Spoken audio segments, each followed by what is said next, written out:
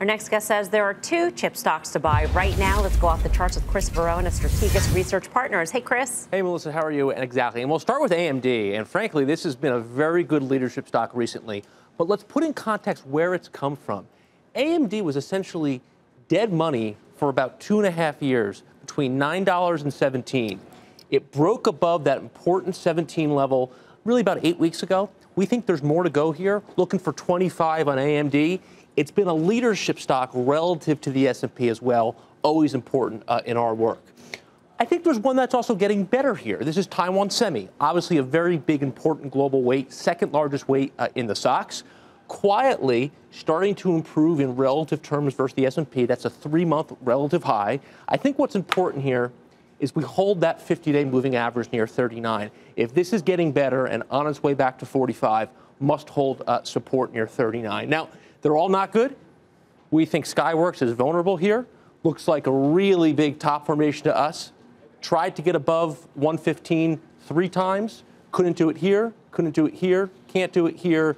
Now another little top formation rolling over. We think ultimately down to 80. Stock trades 92 today, and it's already breaking down in relative terms. So not a leader, one of the weaker ones. Focus on Taiwan Semi and AMD.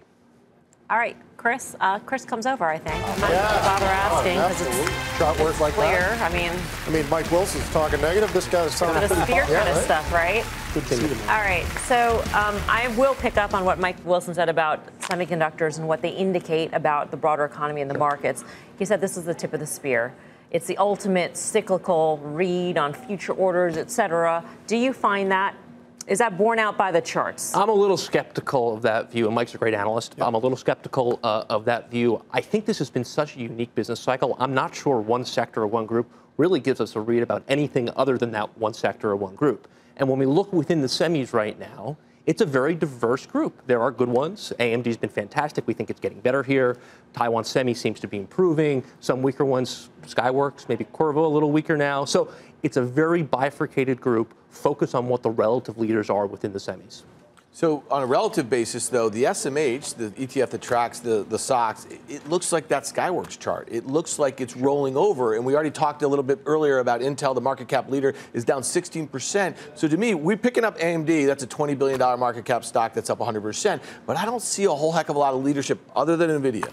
So let's be a little bit careful with how some of these indices are constructed. Obviously, Intel, the largest weight in that group, Qualcomm, a relatively large weight as well. So I think when we talk about a group like semis or discretionary or tech, we need to think about these things equally weighted. And equally weighted, semis are actually a lot stronger than the cap-weighted construction. That's true for a lot of groups right now. I mean, there's the story out there that market breadth has really narrowed. We actually reject that story. When you look at these groups equally weighted, they're a lot better than the cap-weighted charts might suggest.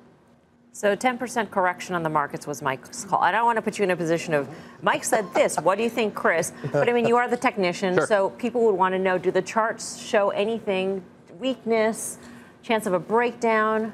I recognize where we are with the calendar here. It's the middle of August. We have 60 days of uncomfortableness in front of us. But let's keep one thing in perspective. They've thrown every headline at this market, and they can't take it down. I think that means something here, and I want to respect the resiliency of the tape in what is otherwise a weak seasonal period. The headlines haven't seemed to matter here. Let's respect it. All right. Chris, thanks. Thank you. Chris Verrone of Strategas.